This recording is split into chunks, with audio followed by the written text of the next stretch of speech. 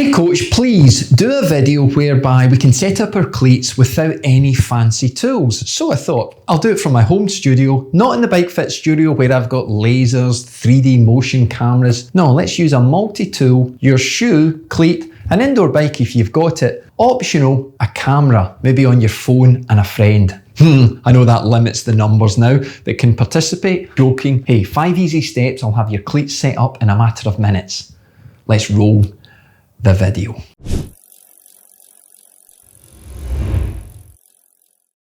Hey, Coach Scott here. Thanks for joining me in this video. And if you're new to the channel, hey, where have you been? Anyway, welcome. You can hit that subscribe button and do all that bullshit if you want, but I've got 5 steps for you and they're super simple. We're going to talk about rotation mainly. Fore and aft position is important. And what we mean by that is the position forwards and backwards of the cleat. Now you'll often see on the internet people talk about the met head, metatarsal phalangeal joint. And this is basically where the big toe and the foot meet. And in behind that joint, there are small bones, there are nerves. And if there's too much pressure on that, yes, we can get a feeling of numbness, we can get hot footing. So what I want you to do is, throughout this video, set the cleat all the way back, okay? So basically the screw will be at the top of the bolt. Got it? We're going to pull it back. Now you don't have to do that right now because the reason I'm holding my shoes is I want you to look at them. I want you to understand how the cleat is positioned on both feet. Yes, both feet. Now it might look different. Here's why. Because I'm a first child. Yeah, are you? Brother and a sister. First child, we get it tough, don't we? Everything's much harder for us. Well, your feet are the same. Because guess what? There is one foot that you pull out first. Of course there is, coach. That's how we come out. We don't do both together. Now, in bike fitting terms, that foot is called shitting your pants foot. Now, what I mean is, when you pull that foot out, you are shitting your pants in case you can't get that foot out. You're coming up to a T-junction, you're coming up to a busy road and you can't get that foot out. So you pull harder. It's tougher on that first foot. That first foot's had a tough sort of introduction to cycling, whether it be the last few weeks, months, years, decades, you've pulled harder. So when you now look at them, now I'm not calling you out because they're dirty or they're worn or one of the screws is missing.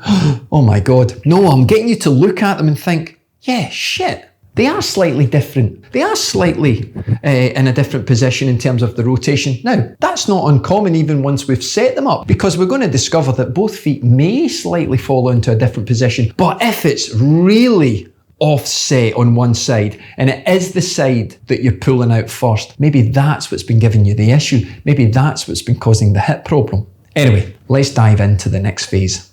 Okay, step 2, you're going to do some walking. This is where it's helpful to have a camera. You're going to need a friend for that, I'm afraid. Yeah, so that limits who can do this, but seriously, try and set it up so that you can capture yourself walking. Now imagine yourself on the catwalk. You're just going to go for a little walk and we're going to look at how your feet interact with the ground. So forwards, backwards, try to get a look at how they open up or stay straight, or even fall inwards. And then once we've done a couple of strides forwards and backwards, we're going to do 3 little jumps and then look at how our feet finish. Just 1, 2, 3. And then the feet will be open, straight, or inwards. And this is giving us an idea in our brain now how our feet interact with the ground, because that's going to be similar with how they interact with the shoe, cleat and pedal interface. Very important. Now, don't worry if you don't look like a model. And in fact, if you look like something similar to Quasimodo who's drunk with a limp worse than Kaiser Soze, then please don't worry because all of us are slightly biomechanical inefficient. From the very first day you took that first stride, when the whole family cheered, some of you maybe even be young enough that it was videoed, not me. But life has been tough. You've fallen over, you've fallen off your bike, you've been to parties and fallen over drunk. And all that's happened is biomechanically you become a little bit inefficient. You may have poor posture and that's interacted with the way that you walk. And all this might have accumulated to cause pressure on your feet when you pedal. But we're getting it into our brain now, yeah, that there is something that we can do about it. Because not only through cleat position, we'll talk a little bit about stability drills and we'll talk a little bit about cadence and such. in a second. Okay, step 3 is, as I said, we're going to go to the cleat and we're going to pull it all the way back. So whether you've got your cleats on your shoes or you've got new shoes and you're just setting them up, set them up, keep the bottom end of the cleat flat and pull it all the way back. Now, yes, this video may be more appropriate for Luke or Shimano, but that's the majority of cleats that are on the market. So set that up now just by undoing the screws and pulling it all the way back. Now, if you've already got it in that position, what I would like you to do is to straighten it up. Now, if you're unsure of rotation, don't worry, we're just about to jump on the bikes. But if you have had a bike fit and your cleat has been twisted, but you are still experiencing problems, straighten it out, because the next task might just help you. Okay, step 4, we're going to climb on the bike. And what we're going to do is move our foot, whatever foot we decide to start with, it doesn't matter. Move it all the way down to the bottom so the crank arm is straight. Imagine it being at the 6 on a clock. And what you're going to do is to move your heel out and in. Now, most cleats are going to fall within that 4 to 6 degree float. And we want to be in the center of that float. So try that a couple of times, and then you're going to start pedaling. And what I want you to do is to stay steady and just build up your pedaling until you hit that natural cadence, whether it be 80, 85, 100, it doesn't really matter. And then gradually come to rest. Allow your heel to fall into that bottom 6 o'clock on the clock face position again, and then move it again. Does it now equally move out and in? If, like my foot, it stays on the inside, we need to make movement. That's what I generally see in the studio. Maybe about 85% of people are in that position. And then the other 15, it's on the outside. So let's dive in now and look and see what type of movement we need to make on the cleat.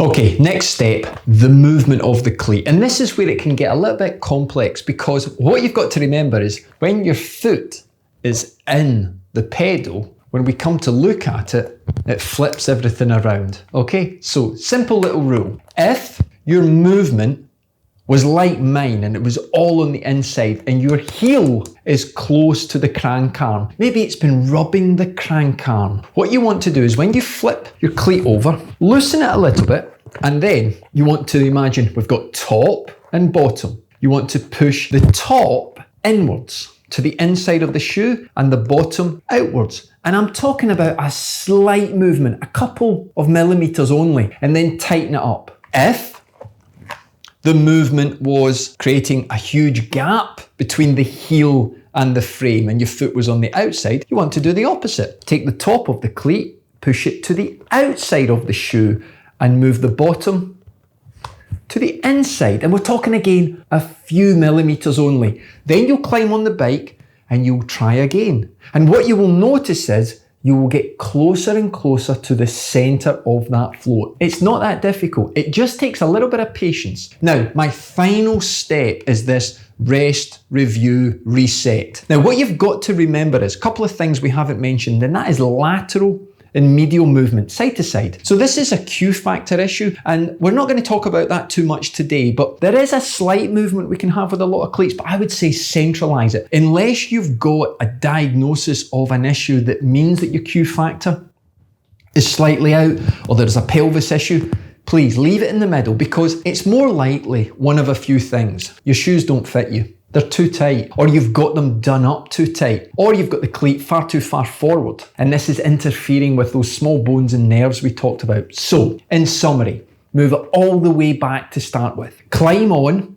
measure that sideways movement. How does that then relate to what you've seen in video of your own feet moving? And the whole thing starts to then flow in a journey. You start to understand that, hey, I actually have got more rotation on my left foot. Maybe that left foot is less stable. Remember, your ankle is the least stable joint in the body. It wasn't designed for cycling. So the shoe's trying to stiffen it up. Okay, so maybe you need to increase the stability of the foot. Pedal drills, balance drills. Maybe you need to look at your shoes. Maybe the shoes need to become stiffer for you. That just means maybe looking at your costings, spend a little bit more money and getting a harder sole. Whatever the issue is, get the cleats set up that work for you now, today, and then keep reviewing it. So every rest, review, reset. Don't let it go too long without checking your cleats, because they will move. because of that shit your pants movement that we're all doing at times. Hey folks, I hope the video's helped. If it has, hey, thumbs up. Hey, maybe you're new and you want to subscribe, do it. Please.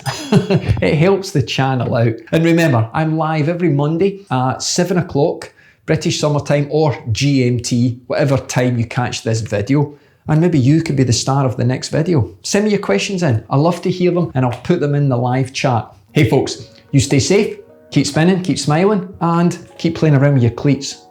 It might just make the difference. That ups that FTP, gets you that KOM, QOM. Oh yeah, now we're talking, coach. I'll see you soon. You take care.